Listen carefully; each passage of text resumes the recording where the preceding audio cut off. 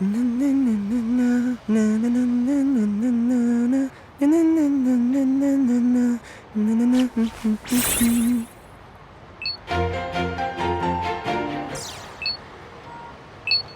Xenoverse 3 is dropping next year. And a lot of people were kind of like up in the air about that when that first trailer for Age 1000 dropped back at Battle Hour. And I remember seeing it and immediately thinking like, oh, this is just Xenoverse 3. Like the intro was exactly the same as Xenoverse 1 and 2, where they have that golden flash of light. And then they go and show things like different games. And for me, that at least that made a lot of sense with how they wanted to present this game, because if Xenoverse 3 is going to succeed next year, there are going to be a few things that they have to actually like add in and fix, because this game is so outdated. Like if they want a next gen Xenoverse game, they have to kind of build it up from like ground zero.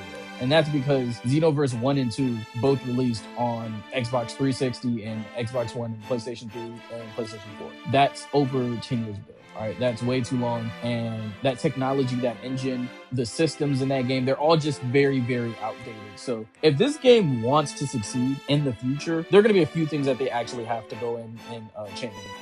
So if Xenoverse 3 just repeats what Dragon Ball Xenoverse 2 did, it'll feel outdated really quickly. The game needs to evolve, like, and not just like add more characters, but like they have to completely rethink progression, combat, and combat depth. And I would really want to say how players like live in that Dragon Ball world long term, because in terms of what we got to do in Xenoverse 2, a lot of people love the idea of being able to go from a raid quest to parallel quest to story mode to go training with someone, and then also doing a live event or going to do PvP or doing a tournament. Whatever the case is, people love being able to do those things because it reminded them, yeah, this is how Dragon Ball characters live. You go fight a grade 8 or Cell Max, and then you go fight in the tournament, and then you go train with Goku, and then you see how that's an actual like life. Yeah, people like that. People like when there's content other than just purely fighting. That's what made Xenoverse so fun for a lot of people. And quite frankly, it's crazy that that's kind of not really an emphasis in more games, to do more things. I understand that other games have like set core gameplay loops. Like Kakarot is supposed to be an RPG and open world, so you're supposed to go do RPG open world things,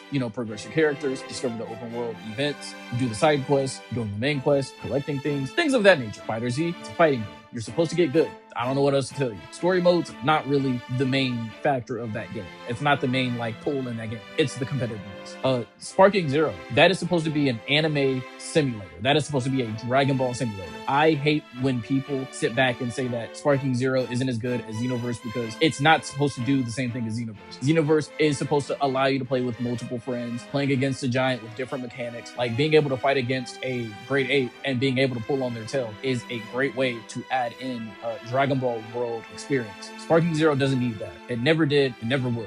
So with that being said, here are some of the features, mechanics, and systems that I feel like Xenoverse 2 needs, or Xenoverse 3, sorry. So weird saying that now. Xenoverse 3 actually having and adapting to its game that would make it successful. Number one is deeper skill-based combat. We just need better combat overall, but skill-based combat needs to be a heavy emphasis on this next game, because it's just spamming supers. Right now, combat feels like stamina breaks into the ultimate spam. It's just not gonna fly anymore. All right, 2026, 2027. We're in the big 27, brother. We did that shit back in high school. Let's keep that shit back in high school and middle school. Not cool now. You do that now, I'm finding you and I'm breaking your fucking kneecaps. But regardless, and yes, I got fucking beat, and I'm gonna say this till the day I die, Xenoverse has one of the worst combat systems because it allows the worst cheesers. Just like in Shinobi Striker, you niggas aren't safe either. But regardless, Xenoverse 3 don't allow niggas to just sit there and spam with their Majin or Namekian race. Don't just let someone sit there and spam this easy grab move. Like, and this is no hate to this creator, Steve Doje. I love his videos. But at the same time, my brother in Christ, you can't keep giving these evil ass niggas the fucking blueprint to ruin my day with these cheesy ass attacks. I hate it. These builds are so evil, sent from Satan himself. Regardless, this is what the combat system needs. Manual vanishing and time-based dodges. Closer to what Fighter Z and Sparking Zero have. Like, I want to be able to feel like I'm that precision god, right? Like, you remember when Goku was fighting Goku Black and he pulls that one move because he's like, I'm about to helicopter kick this nigga in the fucking forehead. I don't care if it's my forehead. I'm gonna kick that nigga as hard as I can. What did Goku Black do? He pulled out the Uno reverse. Instant transmission.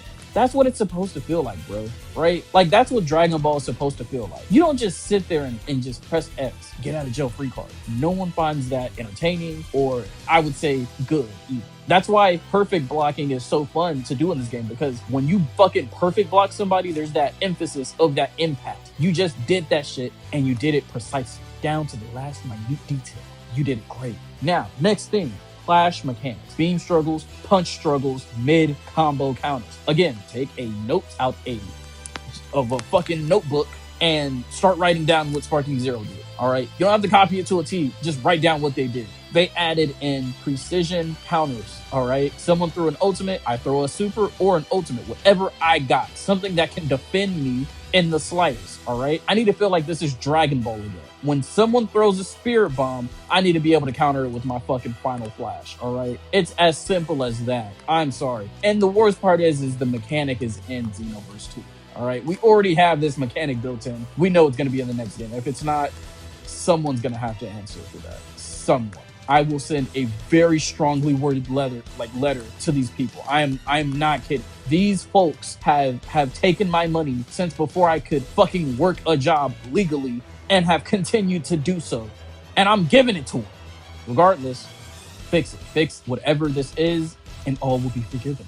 Next, directional combos and canceling system. Give us more freedom, all right? Like, Key Blast cancel just feels cheap and cheesy. I know a lot of people love it. I know a lot of people say it's a part of the game for a reason. I'm gonna be honest. I don't even think the developers understand what they did. Like, they just were like, oh shit, I don't think that was supposed to be in the game.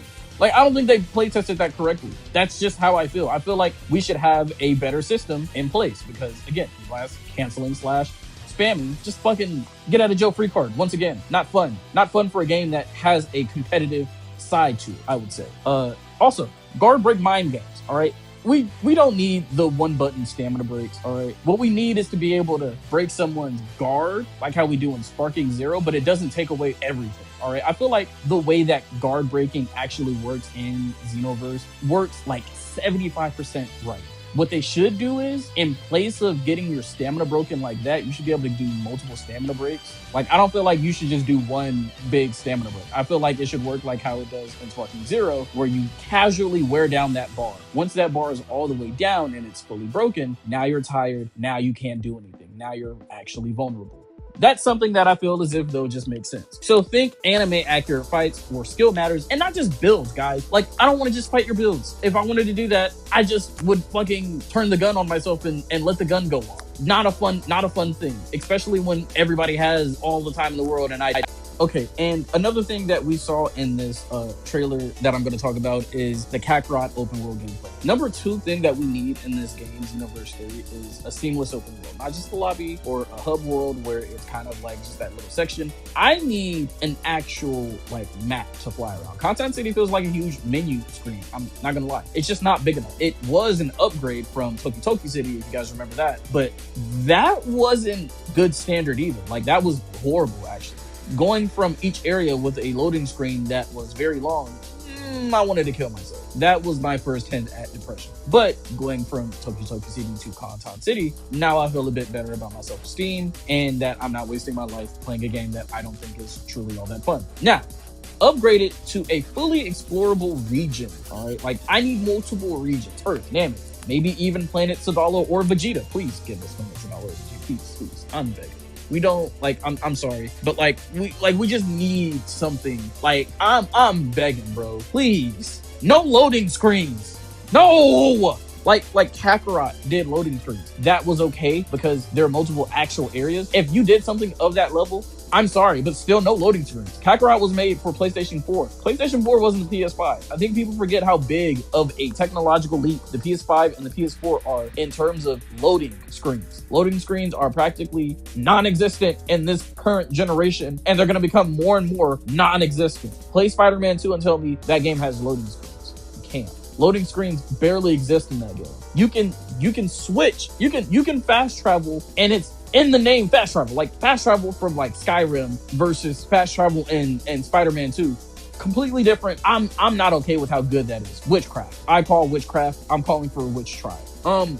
Also, bring back random events. You did great, honestly. No notes. I genuinely like the only thing I would say is make it a seamless combat area. Like I low key want to see other people fighting too. I feel like it should work more in line with how it works with raids. Like I'm sorry, but the Frieza invasion, those are amazing.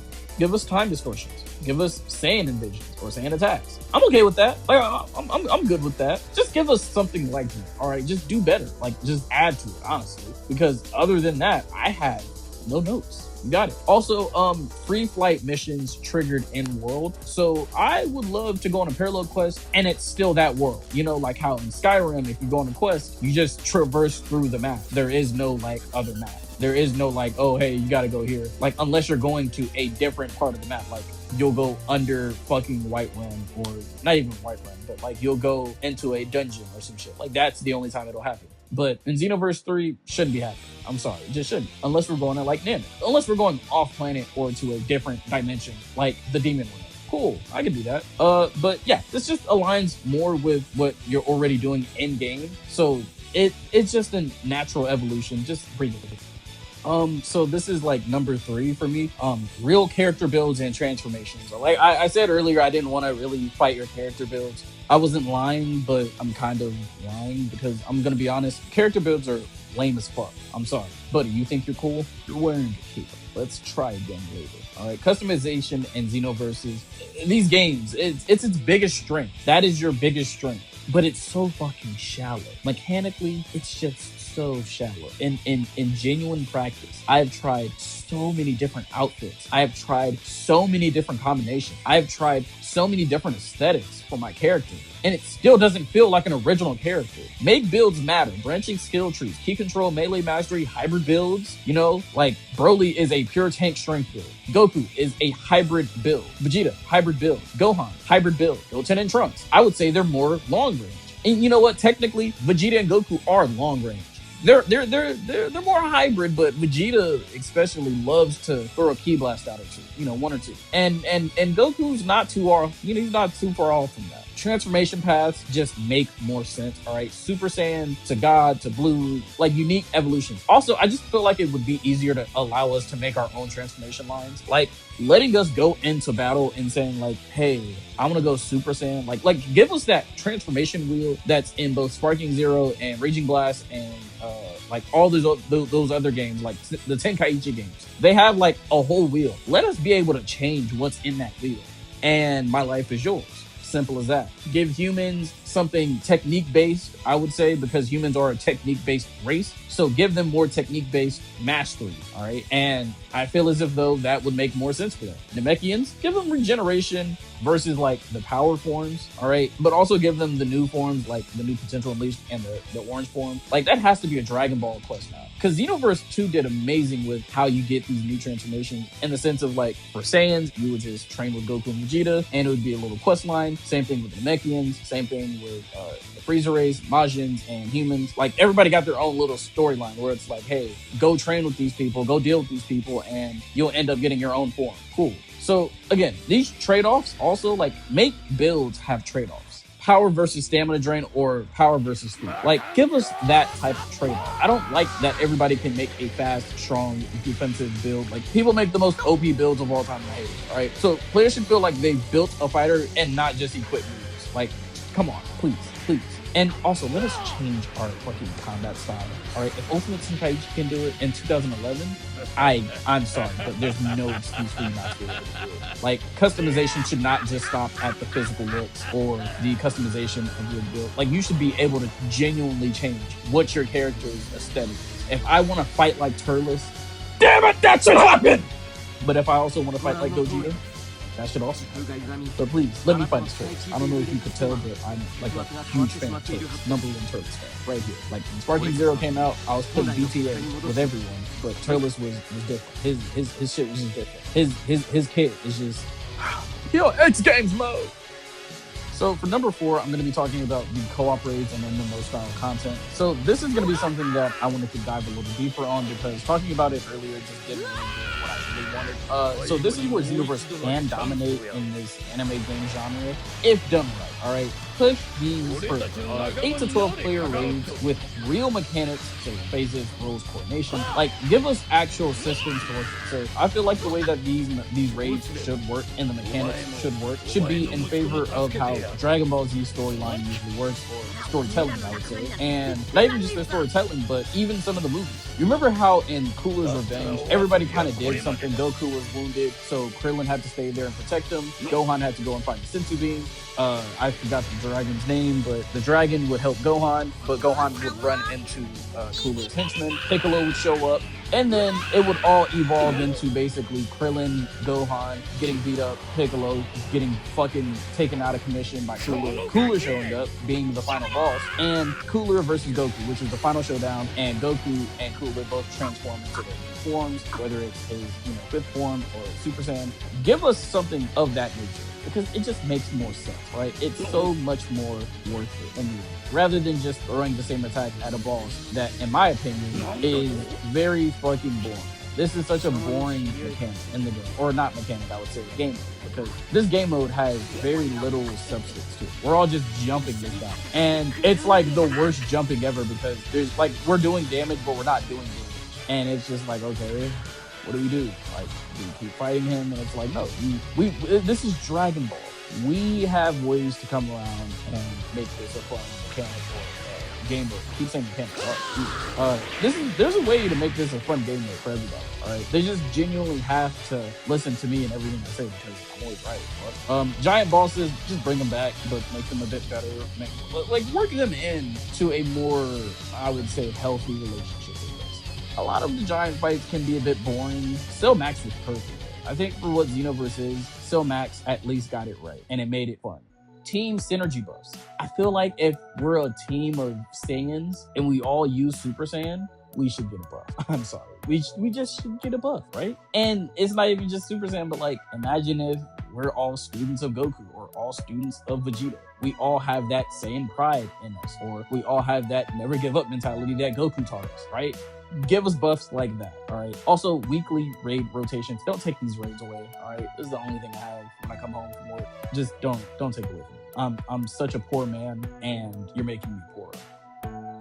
So number 5 is going to be story choices that actually matter. So the what if concept is amazing, but it's super underused. Like, it's underutilized in almost everywhere. I remember back when Xenoverse 2 came out, and I don't want to say when it came out. When it first was getting like ran through in trailers, they were just like, hey, this is a game where your choice matters. Like, they kind of played on this idea that we were going to be able to keep Gohan alive, and that wasn't the case. And it made me kind of angry. And it not only made me angry, but it kind of made me depressed. Like, genuinely, that was a dick hit. That was a dick move. That was a dick move. But level it up, guys. Like, branching timelines, save villains, change outcomes. I want to be able to save Android 18 and 17 from future Trunks' timeline. Right? I want them to be around when Goku Black comes around, because it'd be a good way to say, hey, these guys are actually sorry for what they did. I would love for Android 18 to just kind of work on that fucking island with 17, and they both still get happy families. Nah, I think Android 18 should be alone. I feel like that should be her way of saying, hey, I need to atone. I don't think 17 should do it. I think 17 should still get his family. But yeah, no, I think saving certain villains in different timelines would be great. Or, like changing the outcome of different timelines. Saving Planet Vegeta would be a great way to kind of explain how there are Saiyans in Xenoverse to begin with. Like, being able to say, like, yeah, no, Planet Vegeta actually got saved in this timeline, and it's like, it's not bad. Like, we're winning in this generation. We're winning in this universe. There are Saiyans around, and they're all cool, right? They basically turn into Universe 6 ends. Multiple endings per saga. So Xenoverse 2 kind of did this with one of its DLCs, but it just wasn't. It was more of like a side quest rather than an actual story mode with actual branching endings. So yeah, player decisions affecting future missions. I just feel like this goes in hand with what I'm saying. Like, this game, it feels like it's already going to be doing shit like that, but I personally feel as if, though, they need to allow us to change what is going to happen next. If I take out Raditz and he doesn't get to transmit what happens on Earth to Vegeta and Nappa, like, if I fucking eviscerate him, the Saiyans should be able to come later, like, or sooner. Like, they should get to Earth sooner or later, because they gotta say, oh, Raditz stopped responding. Someone killed him there. We have to get there sooner. And no one dies in this timeline. So there's no Kaioken Goku, there's no Spirit Bomb Goku, there's no over 9,000 Goku, there's no King Kai Trunks, pretty much. And that sounds like an amazing what if right there. I should be a writer.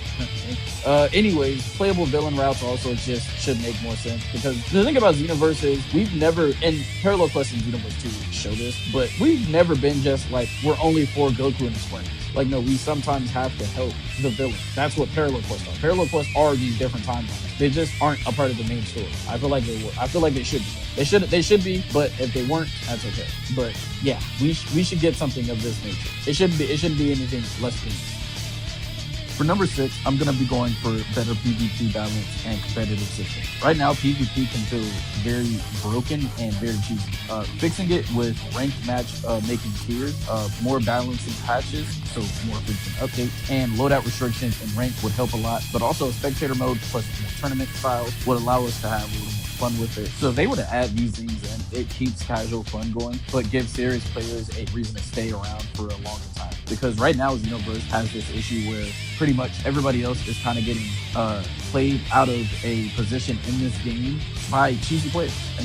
And for number 7, I'm going to be going to say anime level presentation. The destructible environments mid-fight would help this game a lot in more ways than you think. This would add a level of immersion. This will give things that feeling of this being just like anime.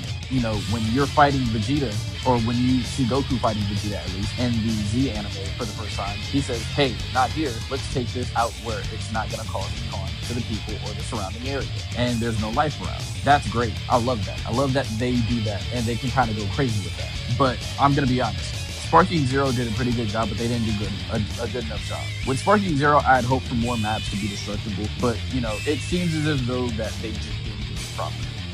Cinematic ultimates that transition more smoothly, I would say that they've been doing pretty good with this with more of the festival and DLC attacks, because those look amazing. But if they can go a step or two above that, then I think that's going to be perfect for this game and fans, because people are, you know, really into that idea of Xenoverse 3 looking better than what it does now in Xenoverse 2. So if this goes according to how people want it to, then I think people are going to be very satisfied with that. Or effects that evolve with power levels. So I think this is something that'll give people a way to kind of gauge how strong somebody is. And we already kind of have this system in Xenoverse where you can just kind of sense someone's speed and you can see power levels, attacks they're using, yada yada. And if you use a scouter, it does the same thing. But I'd love a bit more I would say immersion on that, and say if you don't have a newer scouter, you wouldn't be able to actually check someone's power level. And I would even go so far as to say it would probably blow up in your face if you did that, and you wouldn't be able to do that. Like, you wouldn't be able to look at their character and say, these are the attacks they use, or this is the power level they have. But also being able to just pretty much physically show your power level through the like size of your aura. Sparking Zero kind of threw that in my head. I think that's something that should happen, because it's just a cool idea. Like, I never personally thought of something like that, but this kind of does add a level of, I would say, immersion for fans, because now it kind of feels like that moment with Goku in the Tournament of Power where he's fighting Jiren and he's just about to transform into his Mastered Ultra Instinct form. That was pretty much a perfect representation of what it's like to be in the anime. And lastly, I would say dynamic camera during clashes. Like, the camera isn't as dynamic as I would like it to be. Poses can be good, but the camera doesn't follow suit, so it kind of falls flat. So if they were to do better on camera poses and camera animation, I think this game is gonna be like fucking phenomenal for that. But yeah, it just should feel like you're playing an episode of Dragon Ball. You should be a part of the episode. So these are the real keys to success for Xenoverse 3. And what Xenoverse 3 needs the most is not just content, but it's also depth and replayability, giving players that freedom, you know, in an open world, or giving them an identity with, you know, true builds and transformations, and also giving them the ability to change the aesthetic and personality of their character, and allowing them to actually make a character, not just a stand-in. Giving them more challenge with skill-based combat and raids that actually take skill to, you know, complete. This is what's going to make this game. This is what's going to make this game fun. It's going to make this game better. This is just the way the game needs to be. But that's it for the video. I'm done. You finally heard me talk about this, and now I'm going to be talking about the future of Naruto games next, because that's looking pretty bad right now.